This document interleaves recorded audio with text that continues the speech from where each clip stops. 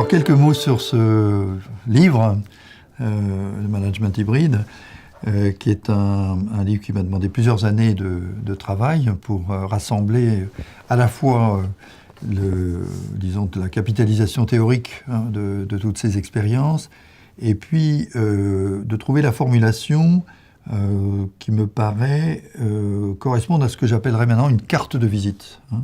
Il s'inspire aussi évidemment de ce que moi je pratique depuis plus de 30 ans. J'avais déjà travaillé avec Bertrand Martin et on avait écrit ce livre ensemble, Oser la confiance. Donc c'est pas quelque chose qui sort d'un chapeau. Mais il se trouve que depuis 4 ou 5 ans, le mouvement dit de la libération d'entreprise devient très prégnant dans le management français.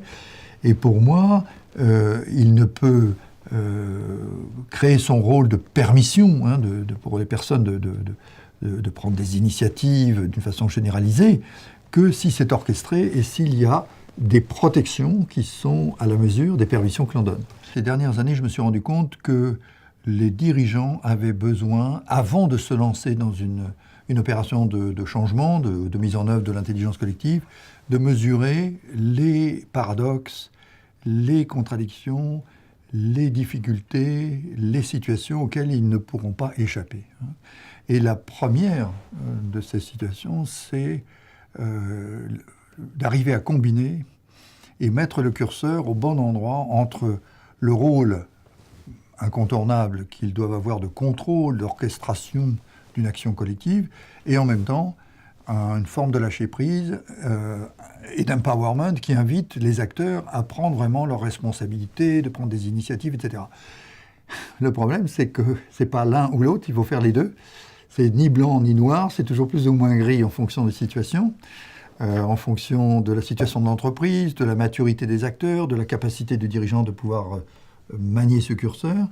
Et je me suis rendu compte qu'il était prudent de prendre un certain temps, voire quelques séances, de rencontres avec le dirigeant, voire toute ou partie de l'équipe dirigeante, pour leur dire attention, voilà ce qui vous attend.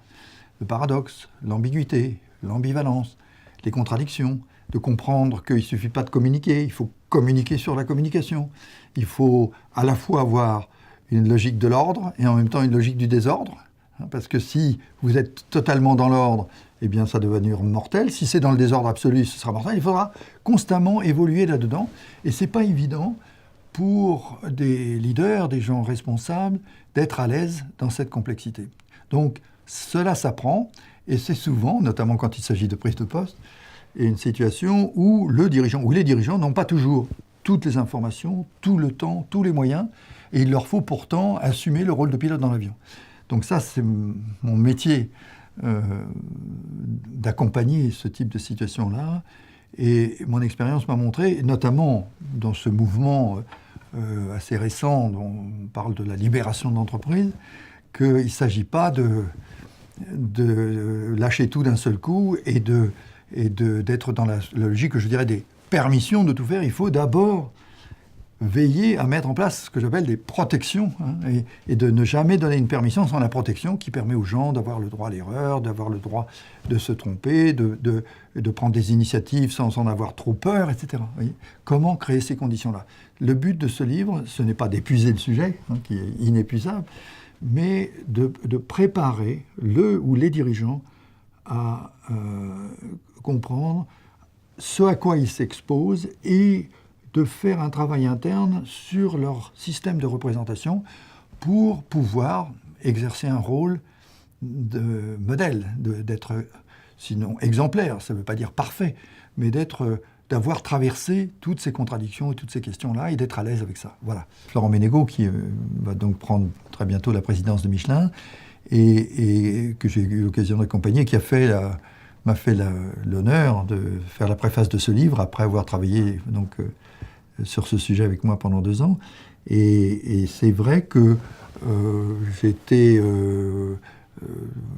très heureux de voir qu'un dirigeant qui a ce niveau de responsabilité, ce niveau de prise en charge d'enjeux aussi complexes, eh bien, ait trouvé dans ce livre un intérêt, pas simplement intellectuel, mais vraiment très opérationnel. C'est ce qu'il dit gentiment dans cette préface.